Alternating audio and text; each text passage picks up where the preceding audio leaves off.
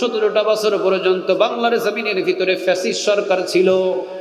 17 বছর পর্যন্ত হামলা হয়েছে, মামলা হয়েছে, জেল হয়েছে, জুলুমি হয়েছে, অত্যাচার হয়েছে, আয়নাঘর বানানো হয়েছে, অসংখ্য আলেমদেরকে ফাঁসিতে ঝোলানো হয়েছে, ঠিক না বেঠিক? কিন্তু বাংলাদেশ থেকে তো তাদেরকে কেউ দৌড়াতে পারে নাই। কথা বলেন না কেন? 5 আগস্ট ছাত্র জনতা চাইল পদত্যাগ।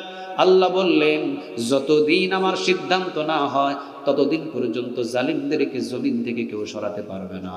জনগণের সিদ্ধান্ত হলো পদত্যাগ, আর আল্লাহ বললেন আমার সিদ্ধান্ত দেশ ত্যাগ। জনগণের সিদ্ধান্ত বাস্তবায়ন হলো না, সিদ্ধান্ত বাস্তবায়ন হলো কার? কিন্তু এই 17 বছরের ভিতরে আল্লাযী খলাকাল মাউত ওয়াল হায়াত, মৃত্যু এবং হায়াতের মাঝখানে যারা দিন প্রতিষ্ঠার জন্য জীবন দিয়ে দিলেন, ওয়াল্লাহি আল্লাহর কসম চোখ দিয়ে হয়তো দেখি নাই।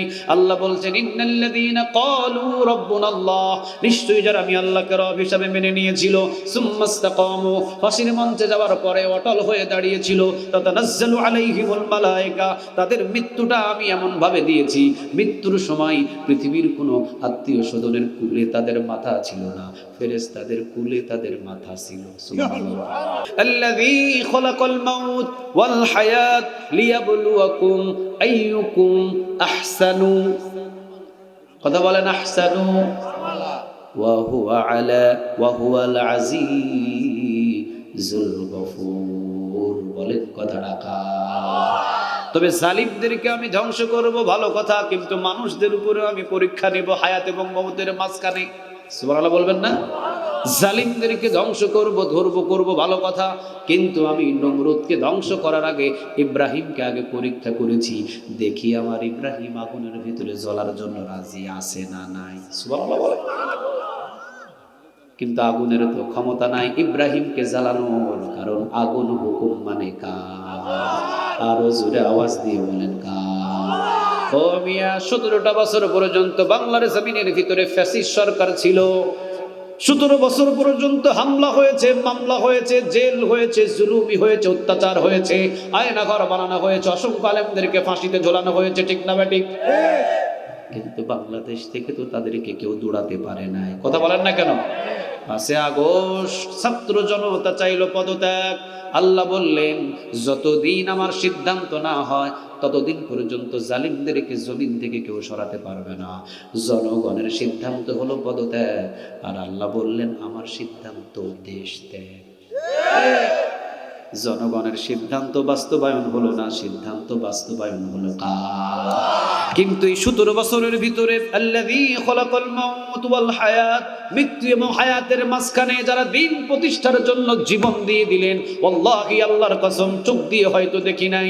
আল্লাহ বলছেন, ইন্নাল্লাযীনা ক্বালু রাব্বুনাল্লাহ, নিশ্চয়ই যারা আমি আল্লাহকে রব হিসাবে মেনে নিয়েছিল, সুম্মাস্তাকামু, ফাঁসির মঞ্চে যাওয়ার পরে অটল হয়ে দাঁড়িয়েছিল, তাতানাজ্জালু আলাইহিমুল মালায়েকা, তাদের মৃত্যুটা আমি এমন ভাবে দিয়েছি, মৃত্যুর সময় পৃথিবীর কোনো আত্মীয় স্বজনের কুলে তাদের মাথা ছিল না, ফেরেশতাদের কুলে তাদের মাথা ছিল। সুবহানাল্লাহ। তাতানাজ্জালু আলাইহিমুল মালায়েকা।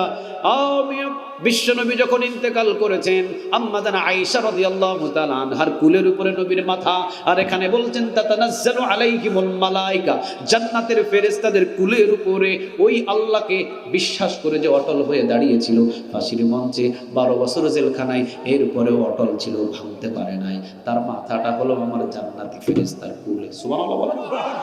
আল্লাহ বলছেন, এই ফেরেশতারা মাথা কুলের উপরে নিয়ে মাথার উপরে হাত বুলায় আর বলে, আল্লাহ তাখাফু, আল্লাহ বলছেন আর তোমার কোনো ভয় নাই, ওয়ালা তাহজানু, আর তোমার কোনো চিন্তা নাই।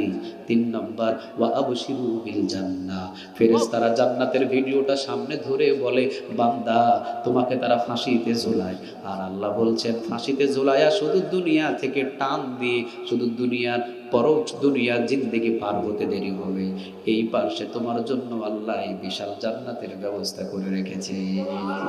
ওয়া আবশিরু বিল জান্নাহ, জান্নাতের ভিডিও তার চোখের সামনে তুলে ধরা হবে, জান্নাতের ভিডিওটা দেখবে, দেখতে দেখতে দেখতে দেখতে কলস যেইভাবে ভিতর থেকে পানি গ্লাসের ভিতরে ঢালা হয়, সহজেই রূহটাকে বাহির করে নিয়ে চলে আসবেন তিনি কে?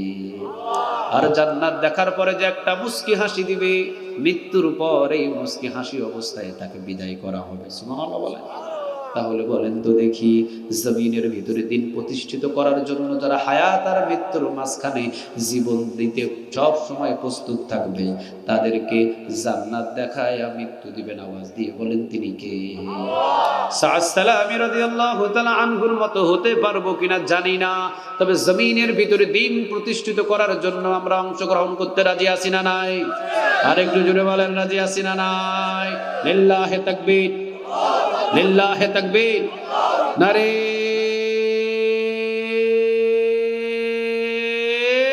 তাকবীর। আল্লাহ আমাদের হাতগুলোকে তুমি কবুল করো। আর একটু জোরে বলেন আমিন। তাহলে জমিনের মালিক কে? রাজত্বের মালিক কে? তাবারাকাল্লাযী বিয়াদিহিল মুলক। আল্লাহ বলছেন রাজত্বের মালিক আমি। সুবহানাল্লাহ বলেন।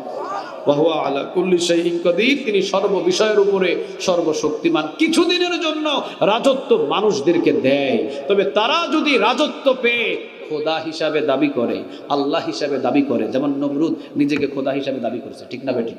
যেমন ফেরাউন নিজেকে কি বলছে? আল্লাহর চাইতেও বড়। মুসা আলাইহিস সালামরে বলছে, মুসা তোর আল্লাহরও আমি আল্লাহ। নাউজুবিল্লাহ বলবেন না?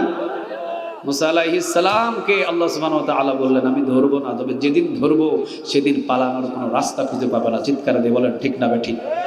তবে আল্লাহ সুবহানাহু ওয়া তাআলা যেন আমাদের জমিনে দিন প্রতিষ্ঠিত করার জন্য হায়াত এবং মৃত্যু, মৃত্যু তো হবেই, এর মাঝখানে যদি আল্লাহর দিন প্রতিষ্ঠিত করার জন্য জমিনে ঝাঁপিয়ে পড়তে হয়, জমিনে ঝাঁপিয়ে পড়ব। জীবন দিতে হলে জীবন দিব, মাল দিতে হবে মাল দিব, পিছনে পা হাঁটবো। আর একটু জুড়ে বলেন হাঁটবো।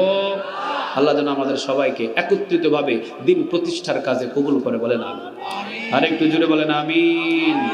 তাহলে আমি যতটুকু আলোচনা গুছিয়ে নিয়ে আসলাম, আপনারা বুঝতে পারছেন তো?